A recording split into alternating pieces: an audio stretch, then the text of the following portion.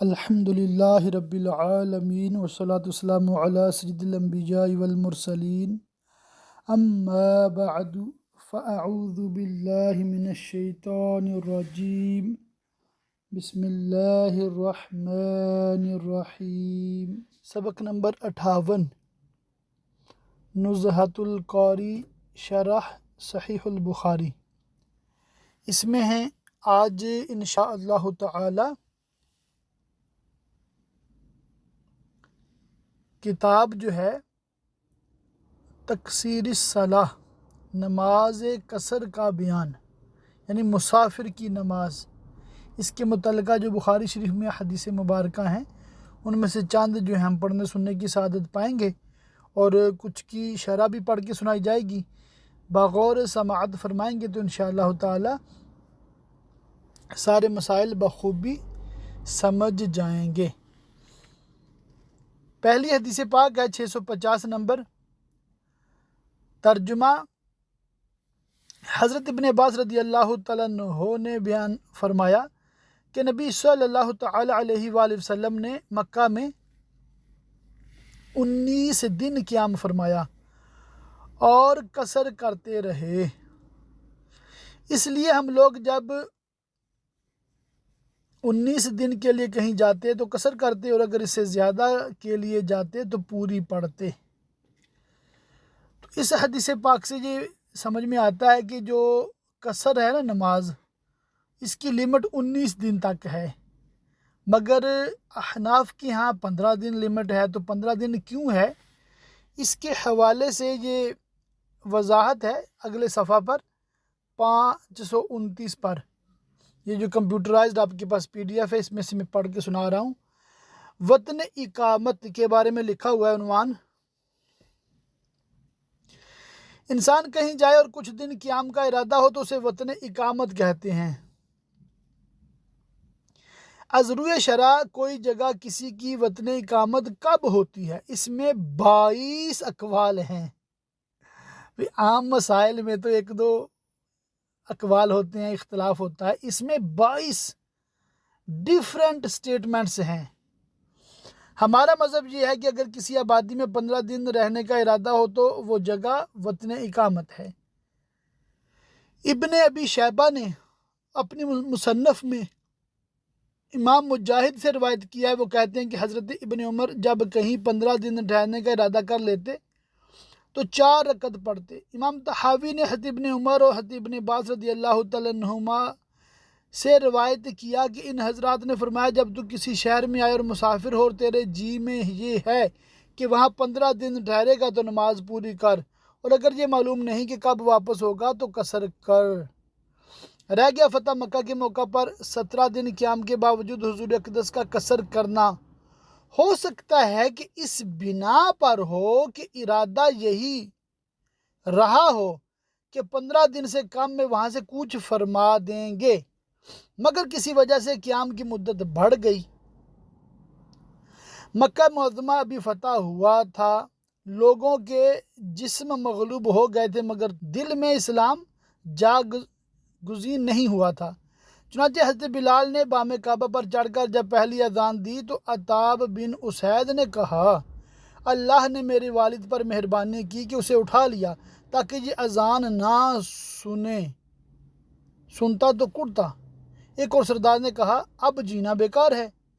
ایسی صورت میں عین ممکن ہے کہ ایسی اطلاعات مل جاتی رہی ہوں کہ ان کے پیش نظر استحکام امن کے لیے لوٹنے کا ارادہ ہوتے ہوئے بھی مصلحتاً مدت بڑھا دی جاتی ہو۔ ایسی صورت میں جب کہ ارادہ ہو کہ 15 دن کے اندر اندر جہاں سے واپس ہونا ہے، مگر کسی وجہ سے برسوں لگ گئے تو قصر ہی کرے گا۔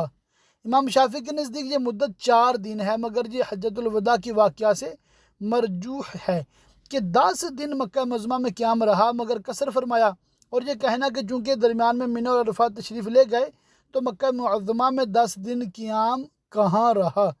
اقولو، مفتی صاحب فرماتے ہیں، مقدار مسافت سے کم سفر وطن اقامت کو باطل نہیں کرتا، جیسا کہ خود امام شافعی نے کتاب الام میں تصریح فرمائی، اور مینا بلکہ عرفہ بالاتفاق مسافت سفر کی دوری پر نہیں، اسی میں ہے کہ حضرت ابن عباس رضی اللہ تعالیٰ عنہ سے دریافت کیا گیا کہ عرفہ تک جانے میں قصر ہے، تو فرمایا نہیں۔ تو یہ ساری بحث میں نے آپ کو پڑھ کے سنائی تاکہ آپ کو ایک خلاصہ، ایک مضمون ذہن نشین ہو جائے۔ چونکہ ہم ایک نیا باب شروع کیا ہے تو اس کے حوالے سے علماء کا، فقہا کا نظریہ ہے تو وہ آپ کے سماعتوں سے گزر جائے۔ اگلی حدیث پاک ہے 651۔ یحییٰ بن ابو اسحاق نے حدیث بیان کی کہ میں نے حضرت انس رضی اللہ تعالیٰ عنہ سے سنا، وہ فرماتے تھے کہ ہم نبی صلی اللہ علیہ وسلم کے ساتھ مدینہ سے مکہ گئے تو حضور دو رکعت نماز پڑھتے تھے یہاں تک کہ ہم مدینہ واپس ہوئے۔ میں نے پوچھا مکہ میں آپ لوگوں نے کچھ قیام کیا؟ تو فرمایا ہم وہاں 10 دن ٹھہرے تھے۔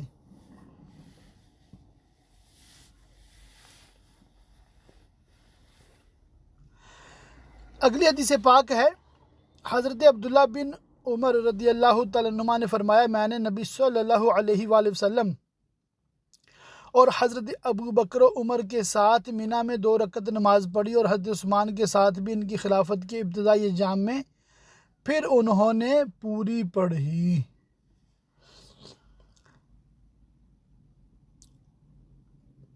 ایک اور حدیث پاک ہے حارثہ بن وہب نے کہا کہ نبی صلی اللہ علیہ وسلم نے پورے طور پر امن کی حالت میں ہمیں مینا میں 2 رکعت پڑھائیں۔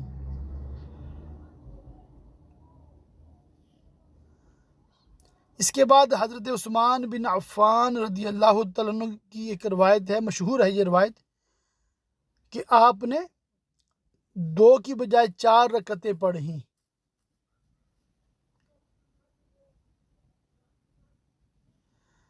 تو اس میں مطلب نیچے وضاحت ہے کہ ہو سکتا ہے کہ سیدنا عثمان غنی رضی اللہ تعالیٰ عنہ کا یہ اجتہاد ہو کہ 2 کی بجائے 4 پڑھ سکتے ہیں،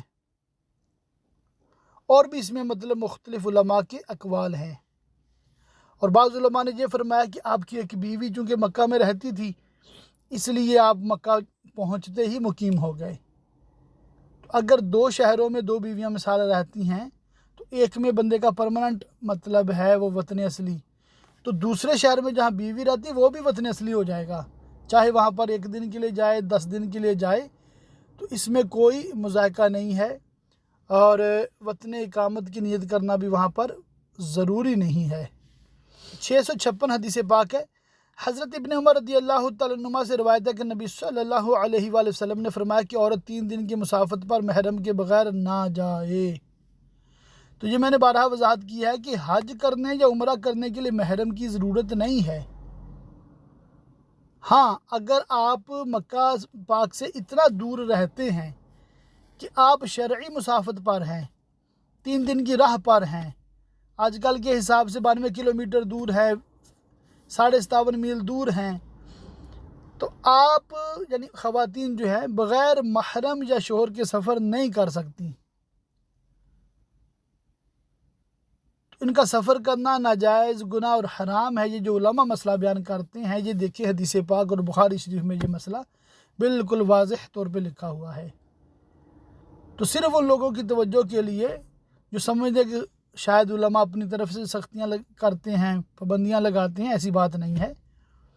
جو شریعت کا مسئلہ ہوتا ہے علماء کرام وہی آپ لوگوں تک پہنچاتے ہیں۔ تو اس کے بعد والی روایت میں تو 1 دن کا بھی ذکر ہے کہ بغیر محرم کے سفر نہ کرے۔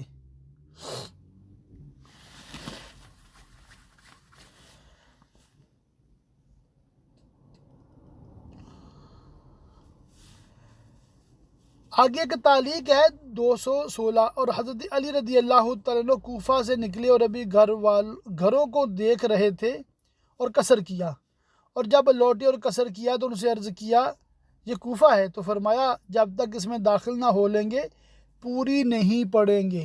اچھا یہ بڑا ایک دلچسپ مسئلہ ہے کہ جب آپ اپنے شہر کی حدود سے باہر نکل گئے تو سمجھیں کہ زمین پہ آپ نے لائن لگا دی ہے،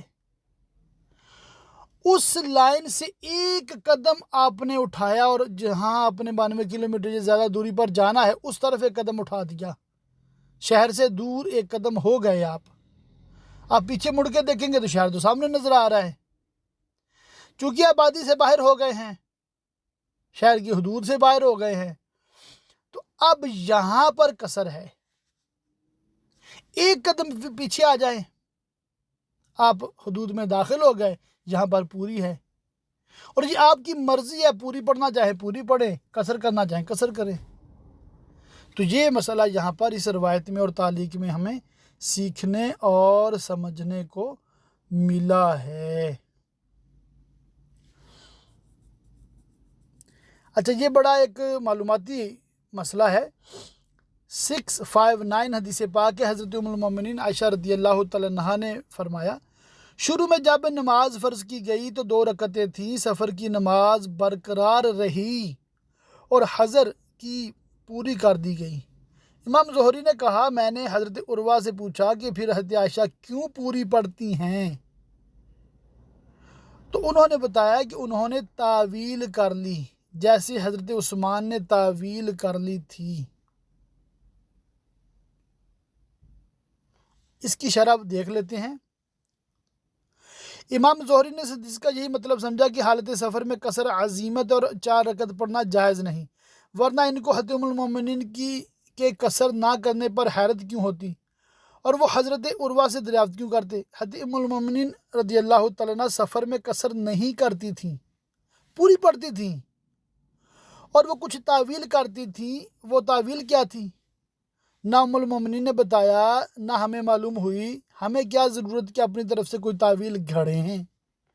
کچھ لوگوں نے یہ تعویل گھڑی ہے کہ ام المومنین نے فرمایا، میں تمام مومنین کی ماں ہوں اور بیٹے کا گھر ماں کا گھر ہے، تو ہر مسلمان کا گھر میرا گھر ہے. اس پر یہ کہا گیا کہ پھر ہر امتی کا گھر حضور اقدس کا گھر ہوا، پھر حضور نے کیسے قصر کیا؟ پھر ام المومنین کا ماں ہونا روحانی طور پر ہے اور بیٹے کا گھر ماں کا گھر ہونا ظاہری احکام سے ہے. ظاہری احکام باطنی وجوہات سے ثابت نہیں ہوتے. اچھا، آج یہاں پر آپ کو یہ بات عرض کرنی ہے کہ احادیث مبارکہ میں بعض اوقات کسی صحابی یا صحابیہ کا ذکر خیر ہوتا ہے، ان کا عمل بتایا جاتا ہے کہ وہ ایسا کہتے ہیں، وہ ایسا کرتے ہیں. تو اس کا ہر بار یہ مطلب نہیں ہوتا کہ نبی کریم صلی اللہ علیہ وسلم کی سنت بھی یہی ہے. جی ہاں، بہت ساری ایسی روایتیں ہیں، ایسے مسائل ہیں جو حدیثوں میں آتے ہیں، مگر اصل مسئلہ کچھ اور ہے. تو کیا ہوا کہ ان بزرگوں کے اپنے اجتہاد کی وجہ سے انہوں نے یوں عمل کیا. تو اجتہادی خطا پر ہونا جو کچھ بعید نہیں ہے، یعنی کہ بالکل ممکن بھی ہے، واقع بھی ہے کہ صحابہ کرام علیہم رضوان سے بھی اجتہادی خطائیں ہوئی ہیں. یہی وجہ ہے کہ 4 فقہ جو ہماری ہیں نا، حنفی، شافعی، مالکی، حنبلی، یہ بھی صحابہ کرام سے ہی چلی ہیں. اور 3 تو سر دست ایسے ہیں نا، سیدنا عبداللہ بن مسعود سے فقہ حنفی، یعنی کہ ان کے شاگردوں کے شاگرد امام اعظم ابو حنیفہ. سیدنا عبداللہ بن عباس کہاں پہ تھے؟ مکہ میں تھے، ان کے شاگردوں کے شاگرد امام شافعی. سیدنا عبداللہ بن عمر یہ کہاں پر تھے؟ مدینہ پاک میں، ان کے شاگردوں کے شاگرد امام مالک، اور امام اعظم کا تو آپ کو پتہ کوفہ سے ہیں. تو یوں یہ مطلب چونکہ ان میں ہی اختلاف تھا تو آگے ان کے شاگردوں نے بھی وہی مسائل بیان کیے اور وہی آگے سلسلہ چل پڑا. تو اگر آپ کسی ایک مجتہد کی تقلید میں شریعت پہ چلتے ہیں تو آپ بالکل بری ذمہ ہیں. کیوں؟ کہ قرآن نے کیا درس دیا ہے؟ فَاسْأَلُوا أَهْلَ الذِّكْرِ إِن كُنتُمْ لَا تَعْلَمُونَ. تمہیں نہیں پتا تو اہل ذکر سے پوچھ لو. اہل ذکر سے مراد ائمہ مجتہدین بھی لیے گئے ہیں، اور تقلید کے وجوب کے لیے بھی یہ مطلب بیان کیا جاتا ہے. تو کہنے کا مقصود یہی ہے کہ جب ایک مفتی صاحب کے فتوے پہ آپ چل رہے ہیں، حقیقی مفتی جسے مجتہد بھی کہتے ہیں، تو آپ بری ذمہ ہیں. اور اگر آپ اپنی مرضی سے پک اینڈ چوز کر رہے ہیں، ابھی آج ہم حنفی ہیں تو کل شافعی ہیں، تو پھر آپ شیطان کے کھلونے ہیں، آپ شریعت پہ نہیں چل رہے. یہی غیر مقلدین کی شامت اعمال ہے، اور اسی وجہ سے ہمارا ان سے جھگڑا ہے. شافعیوں سے ہمارا اس لحاظ سے مطلب کوئی جھگڑا نہیں ہے، وہ ہمارے بھائی ہیں. کیونکہ ہمارے عقائد بالکل ایک جیسے ہیں، صرف فروعی مسائل میں اختلاف ہے، اور امت میں یہ اختلاف شروع سے چلتا آ رہا ہے۔ آج بھی اگر ہمارے علماء اختلاف ہے، کوئی کہتا ہے ویڈیو بنانا جائز، کوئی کہتا ہے ناجائز، کوئی کہتا ہے موبائل میں تصویر رکھنا جائز، کوئی کہتا ہے ناجائز، تو اس میں ہم دل برداشتہ نہ ہوا کریں، حوصلہ بڑھا رکھیں اور دل گردے کے ساتھ دوسرے کی بات سنا کریں، تحمل کے ساتھ۔ کوئی بات نہیں، اختلاف ہے تو اختلاف ہے۔ میوزک کے ساتھ قوالی کو بھی بعض علماء جائز کہتے ہیں۔ تو اعلیٰ حضرت رحمۃ اللہ تعالی علیہ کا فتویٰ ہے کہ یہ حرام ہے، ہم یہی فتویٰ بیان کرتے ہیں۔ مگر اگر کوئی عالم دین کے ریفرنس سے قوالی سنتا ہے کہ بھی فلاں عالم نے کہا ہے، تو ہم اس سے نہیں الجھیں گے۔ اللہ تعالی ہم سب کو اہل سنت کا خیر خواہ بنائے، اور جب تک شریعت ہم پہ واجب نہ کر دے کسی بھی سنی کو اپنا مخالف نہ بنائیں۔ تو یہ ہمارا تکثیر الصلاح کا مسئلہ چل رہا ہے۔ ایک حدیث پاک ہے 660 ہے، آپ صلی اللہ علیہ وآلہ وسلم کو جب سفر میں چلنے کی جلدی ہوتی تو مغرب میں تاخیر کرتے۔ یہاں پر ٹائٹل ہے شرح میں جمع سوری کی بحث، یعنی کہ سورتاً نمازوں کو جمع فرما لیتے۔ وہ کیسے کہ مغرب کو آخری وقت میں اور عشاء کو اول وقت میں، تو دونوں نمازیں اپنے اپنے ٹائم پہ ہوئی ہیں، مگر بظاہر یہ لگ رہا ہے کہ دو نمازیں اکٹھی پڑھی ہیں، روایتوں میں بھی ایسے الفاظ آئیں گے، مگر حقیقتاً مغرب اپنے وقت میں، عشاء اپنے وقت میں۔ اسی طرح ظہر اور عصر کا مسئلہ ہے کہ بعض روایتوں میں اس کا بھی اشارہ ملتا ہے، تو اس میں بھی احناف یہی کہتے ہیں کہ یہ صورتاً جمع ہے، حقیقتاً جمع نہیں ہے۔ حقیقت میں ظہر آخری وقت میں ادا کی گئی اور عصر اول وقت میں ادا کی گئی ہے، اور بعض مجبوریوں میں، بعض حالات میں اس طرح کرنا درست ہے۔ ظہر عصر میں تو عام طور پہ اجازت ہے، مغرب میں اجازت کم ہے، صرف سفر میں ہے، کیونکہ مغرب کا جو ہوتا ہے نا سیکنڈ ہاف، وہ مکروہ ٹائم ہو جاتا ہے پھر، اور ظہر کا مکروہ وقت نہیں ہوتا، یعنی کہ ظہر اول آخر سارا اس کا غیر مکروہ وقت میں ہوتا ہے۔ تو مغرب میں احتیاط کیا کرے، جلدی پڑھ لیا کرے۔ اس کے بعد کی روایتوں میں مطلب کچھ اس طرح، ایک روایت ہے 664، حضرت جابر بن عبداللہ رضی اللہ تعالیٰ عنہ نے حدیث بیان کی کہ نبی صلی اللہ علیہ وسلم مشرق کی جانب منہ ہوتے ہوئے اپنی سواری پر نماز پڑھتے تھے، اور جب فرض پڑھنے کا ارادہ فرماتے تو اترتے اور قبلہ کی جانب منہ کر کے نماز پڑھتے۔ تو یہ ہے نفل نماز کے حوالے سے، بندہ شہر سے باہر ہے اور گاڑی میں بیٹھا ہے، مثال ہے سواری پہ بیٹھا ہے، اور جس طرف سواری جا رہی ہے نا، بندے کا منہ بھی اسی طرف ہونا چاہیے۔ جیسے بس میں بیٹھے ہو تو بس ڈرائیور کی طرف منہ ہونا چاہیے، یعنی کہ جس طرف بس ڈرائیور گاڑی کو چلا رہا ہے، تو نماز نفل اس طرح پڑھی جا سکتی ہے، چاہے قبلہ کی طرف منہ نہ ہو۔ تو ایک روایت میں ہے کہ آپ صلی اللہ تعالیٰ علیہ وسلم دوران سفر جو ہے نوافل نہیں پڑھتے تھے۔ پھر وہی ایک روایت آ گئی ہے مغرب اور عشاء کو جمع کرنے کے حوالے سے، ہاں 669 میں وہی بات آ گئی۔ حضرت انس بن مالک رضی اللہ تعالیٰ عنہ نے فرمایا رسول اللہ صلی اللہ علیہ وسلم جب سورج ڈھلنے سے پہلے کوچ فرماتے تو ظہر کو عصر کے وقت تک مؤخر فرماتے، پھر دونوں کو جمع فرماتے، اور جب سورج ڈھل جاتا تو ظہر پڑھ کر سوار ہوتے۔ اس میں بھی امام شافعی اور امام احمد سفر میں جمع حقیقی کے جواز کے قائل ہیں، اور حناف اس کے قائل نہیں ہیں ہمارے جوابات میں، اور حدیث مبارکہ ہیں جو اس میں شرح میں بھی مطلب ذکر کیا گیا ہے۔ ایک بیمار کے حوالے سے کہ جس طرح اس کے لیے ممکن ہو نماز پڑھ لیا کرے۔ رات کی نمازیں نبی کریم صلی اللہ علیہ وسلم کھڑے ہو کر ادا فرماتے تھے۔ آخری حدیث پاک ہے اس باب کی، ام المؤمنین حضرت عائشہ رضی اللہ تعالیٰ عنہ سے روایت ہے کہ رسول اللہ صلی اللہ علیہ وسلم جب بیٹھ کر نماز پڑھتے تھے، قرآن مجید بیٹھے بیٹھے پڑھتے، جب مقدار قرات میں سے 30 یا 40 آیتوں کے قریب باقی رہتی تو کھڑے ہو جاتے اور انہیں کھڑے کھڑے پڑھتے، پھر رکوع فرماتے، پھر سجدہ، دوسری رکعت میں بھی ایسا ہی کرتے۔ جب نماز پوری فرما لیتے تو دیکھتے کہ اگر میں جاگتی رہتی تو مجھ سے بات کرتے، اور اگر میں سو جاتی تو لیٹ جاتے۔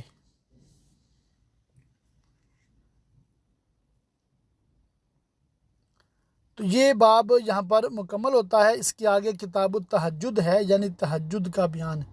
اس میں ماشاءاللہ کافی صفحات ہیں، مگر ٹاپک چونکہ ایک ہے، کیا ہے؟ تہجد کی نماز کے بارے میں۔ تو انشاءاللہ تعالی ہم چند صفحات اس کے دیکھ لیتے ہیں۔ حدیث نمبر 674 ہے، 674 ہے۔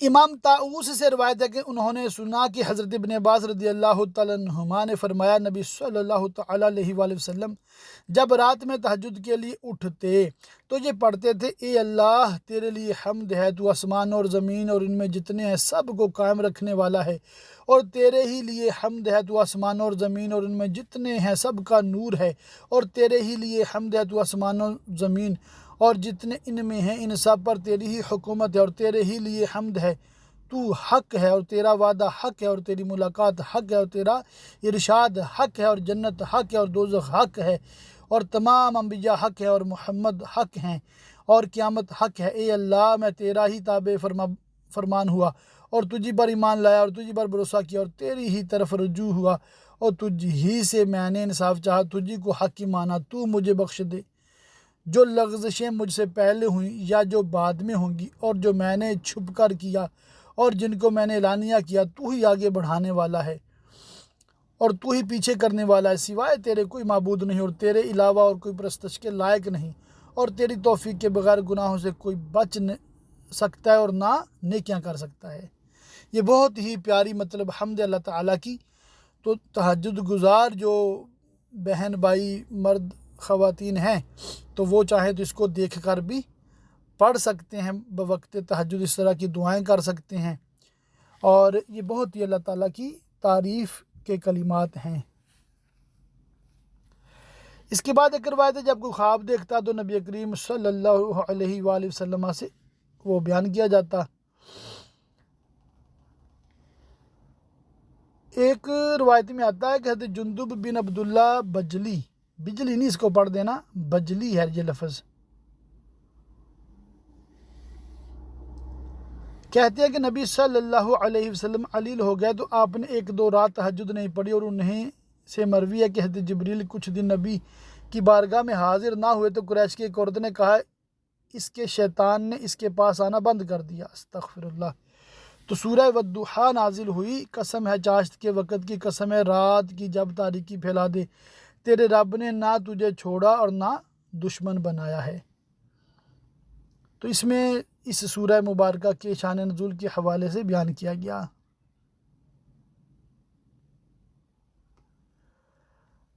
اس کے بعد ایک روایت ہے، اس میں سیدہ فاطمہ الزہرا اور جناب علی المرتضیٰ رضی اللہ تعالیٰ عنہما کے حوالے سے ہے، آپ نے ان کو تہجد کی نماز کے حوالے سے ترغیب دلائی۔ آپ ایک عمل چھوڑ دیتے حالانکہ اس عمل کو پسند کرتے۔ یہ روایت ام المومنین حضرت عائشہ رضی اللہ تعالیٰ عنہا سے ہے، فرمایا رسول اللہ صلی اللہ علیہ وسلم ایک عمل چھوڑ دیتے تھے حالانکہ اسے کرنا پسند فرماتے تھے، اس اندیشہ کی وجہ سے کہ لوگ وہ عمل کریں تو ان پر فرض کر دیا جائے گا، اور رسول اللہ نے نماز چاشت کبھی نہیں پڑھی اور میں اسے پڑھتی ہوں۔ تو یہ ام المومنین اپنے علم مبارک کے مطابق بات کر رہی ہیں، حالانکہ نبی کریم صلی اللہ علیہ وسلم سے نماز چاشت پڑھنا بھی ثابت ہے۔ ایک اور حدیث پاک میں ہے کہ نبی کریم صلی اللہ تعالیٰ علیہ وآلہ وسلم اتنی نماز پڑھتے تھے کہ حضور کے قدم یا حضور کی پنڈلیوں پر ورم آ جاتا۔ خدمت اقدس میں عرض کیا جاتا تو فرماتے، کیا میں شکر گزار بندہ نہ بنوں؟ سبحان اللہ۔ اللہ تعالی ہمیں بھی کثرت کے ساتھ نوافل پڑھنے کی توفیق رفیق مرحمت فرمائے۔ یہ بعد والی روایتیں تقریباً کم و بیش اسی طرح کا مضمون اس میں موجود ہے۔ 685 ہے، امام مسروق نے کہا، میں نے ام المومنین حضرت عائشہ رضی اللہ تعالیٰ عنہا سے رسول اللہ صلی اللہ علیہ وآلہ وسلم کی رات کی نماز کے بارے میں پوچھا تو انہوں نے فرمایا 7 اور 9 اور 11 فجر کی 2 رکعت کے علاوہ۔ ایک روایت میں آتا ہے 13 رکعتیں، ایک روایت میں آتا ہے 11 رکعتیں۔ تو اس میں یہی ہے کہ تہجد کی 8 رکعتیں عام طور پہ ادا فرماتے تھے اور 3 وتر ادا فرماتے تھے اس صبح کی وقت۔ تو جس کو یہ ظن غالب ہو کہ وہ اٹھ پڑیں گے تہجد کے لیے تو ان کے لیے مستحب ہے، بہتر ہے کہ وہ وتر اس وقت پڑھیں، اور جنہیں خوف ہو کہ بھی سوتے رہ جائیں گے، تہجد کے لیے نہیں اٹھ سکیں گے، تو ان کے لیے بہتر ہے کہ عشاء کے ساتھ ہی وتر ادا فرما لیں۔ تو تہجد کی کم از کم 2 رکعتیں ہیں، اور اس کے لیے سونا شرط ہے۔ عشاء کے فرضوں کے بعد سونا شرط ہے، اور فجر کا ٹائم شروع ہونے سے پہلے پہلے جو نفل پڑھیں گے وہ تہجد ہے۔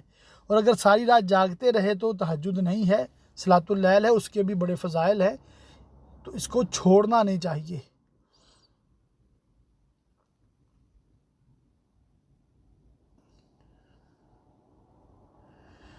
پچھلی رات یعنی تہجد کے وقت دعائیں کرنے کو بھی بہت پسند کیا گیا ہے۔ ایک حدیث پاک میں آتا ہے، حضرت ابو ہریرہ رضی اللہ تعالیٰ عنہ سے مروی ہے کہ رسول اللہ صلی اللہ علیہ وسلم نے فرمایا، ہمارا رب تبارک و تعالی ہر رات پہلے آسمان پر تجلی خاص فرماتا ہے، جبکہ آخری تہائی رات باقی رہتی ہے تو فرماتا ہے، کون مجھے پکارتا ہے میں اس کی پکار سنوں گا، کون مجھ سے کچھ مانگتا ہے میں اسے دوں گا، کون مجھ سے مغفرت چاہتا ہے اسے بخش دوں گا۔ تو اس سے بھی رات کی نماز اور تہجد کی نماز کے وقت دعائیں کرنے کی فضیلت ہمیں پتہ چلتی ہے۔ اللہ پاک توفیق عطا فرمائے۔ تو یہ رمضان ہو یا غیر رمضان، اس میں 11 رکعتوں کا ذکر ہے ایک روایت میں۔ سیدنا بلال حبشی کے حوالے سے ایک حدیث پاک ہے، حضرت ابو ہریرہ رضی اللہ تعالیٰ عنہ سے روایت ہے کہ نبی صلی اللہ تعالیٰ علیہ وسلم نے حضرت بلال سے نماز فجر کے وقت فرمایا، اے بلال، تم مجھے بتاؤ تو نے اسلام میں کون سا ایسا عمل کیا ہے جس پر ثواب کی امید سب سے زیادہ ہو، کیونکہ جنت میں نے تمہاری چپلوں کی آواز اپنے آگے سنی ہے۔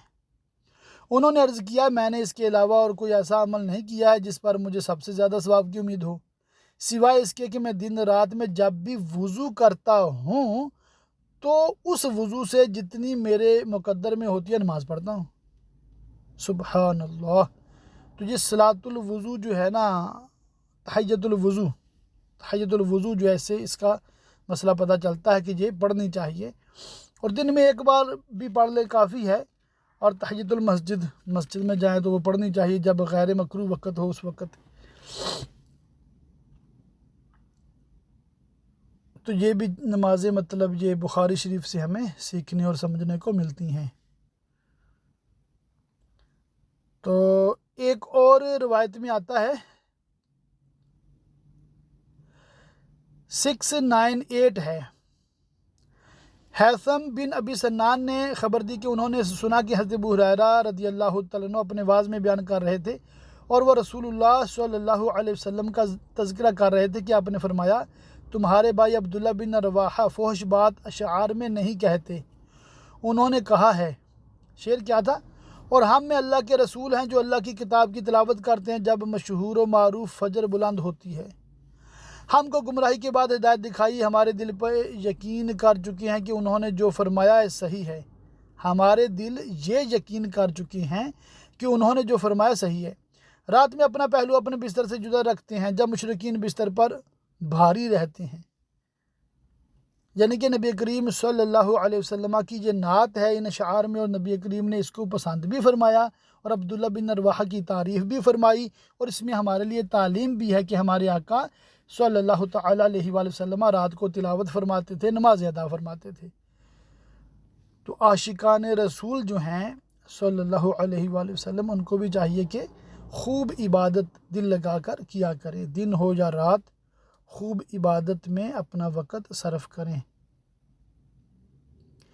یہاں پر نماز استخارہ کے حوالے سے ایک روایت ہے 702، حضرت جابر بن عبداللہ رضی اللہ تعالیٰ عنہ نے کہا کہ رسول اللہ صلی اللہ علیہ وسلم ہمیں تمام کاموں میں استخارہ کی تعلیم دیتے تھے، جیسے قرآن کی سورت کی تعلیم دیتے تھے۔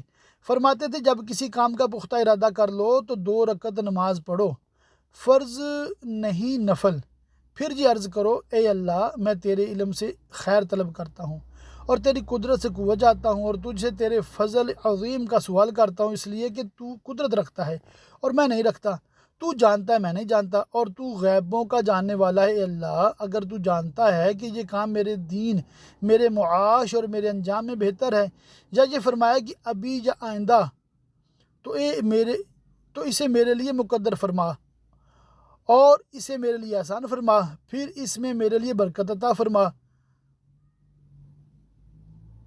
اور اگر تو جانتا ہے کہ یہ کام میرے دین، میرے معاش اور میرے انجام میں برا ہے، یا فرمایا ابھی یا آئندہ، تو اسے مجھ سے پھیر دے اور مجھے اسے پھیر دے، اور بھلائی جہاں کہیں ہو میرے لیے مقدر فرما، پھر مجھے اس پر راضی کر دے اور اپنی حاجت بیان کرے۔ تو نماز استخارہ جو ہے، استخارہ کرنے کا طریقہ یہ آپ کو بہار شریف 4 میں مل جائے گا، اور یہ سنت طریقہ ہے، تو اس کے مطابق استخارہ کرنا چاہیے۔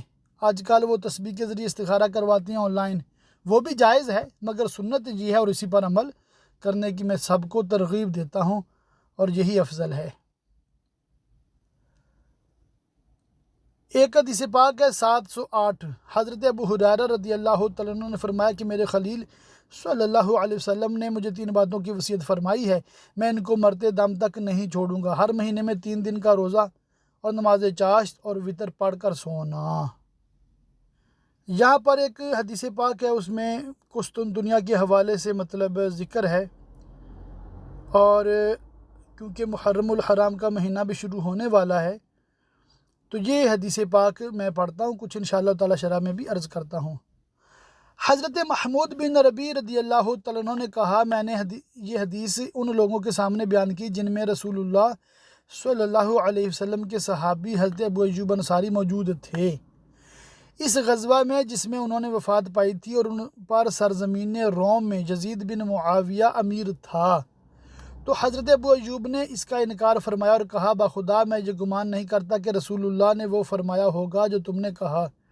یہ بات مجھ پر بہت گراں گزری، اور میں نے اللہ کے لیے عہد کر لیا کہ اگر اللہ نے مجھے سلامت رکھا یہاں تک کہ میں اس جنگ سے لوٹوں، تو حضرت اتبان بن مالک رضی اللہ تعالیٰ عنہ سے ان کی قوم کی مسجد میں پوچھوں گا، اگر ان کو زندہ پاؤں گا تو میں لوٹا اور حج یا عمرے کا احرام باندھا اور مدینے آیا۔ پھر بنی سالم کے محلے میں آیا تو دیکھا کہ اتبان بوڑھے نابینا ہے اور اپنی قوم کو نماز پڑھا رہے ہیں۔ جب انہوں نے سلام پھیرا تو میں نے انہیں سلام کیا اور بتایا کہ میں کون ہوں۔ پھر اس حدیث کے بارے میں سوال کیا تو جیسے انہوں نے پہلے بیان کیا تھا ویسے ہی پھر بیان فرمایا۔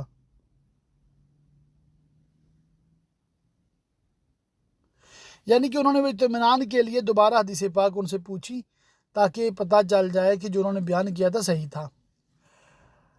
شرح میں لکھا ہے کہ عام طور پر مشہور ہے کہ یہ قسطنطنیہ پر پہلا حملہ تھا، اس کی وجہ سے ایک اشکال یہ پیدا ہو گیا کہ اس لشکر کا سپہ سالار یزید تھا یا کم از کم اس میں شریک ضرور تھا، اور خود بخاری کتاب الجہاد میں یہ حدیث ہے، میری امت کا جو پہلا لشکر کیسر کے شہر پر حملہ کرے گا اسے بخش دیا جائے گا۔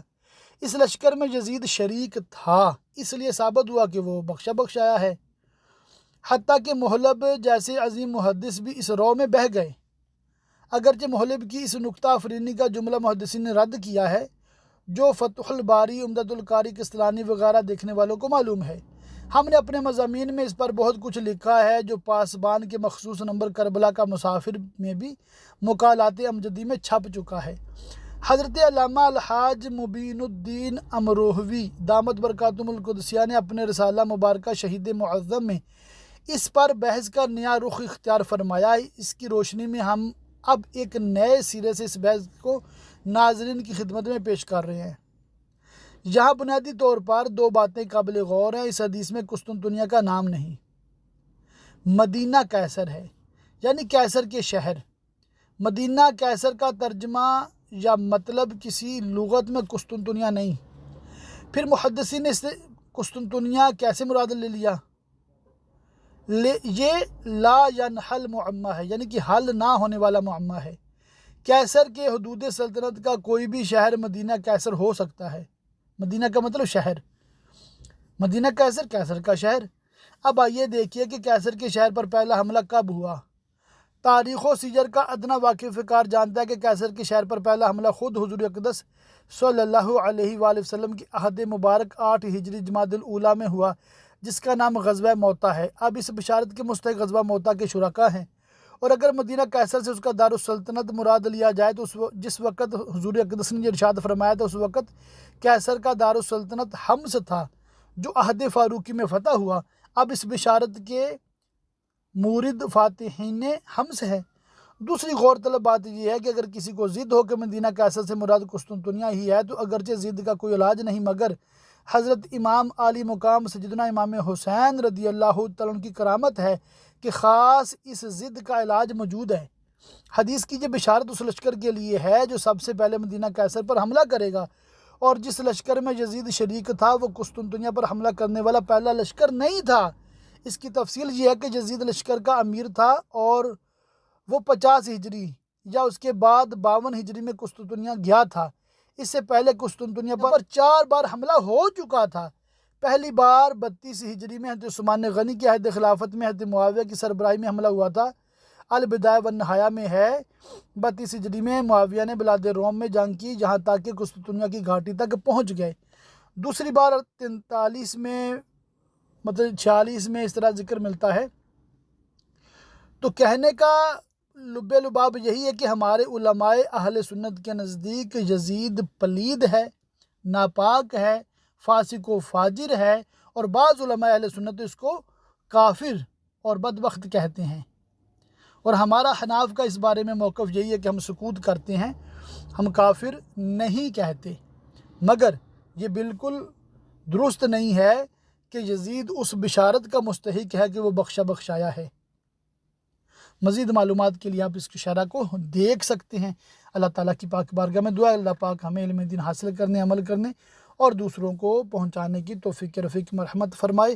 آمین بجاہ النبی الامین وصلی اللہ تعالی علیہ وآلہ وصحبہ وبارک وسلم۔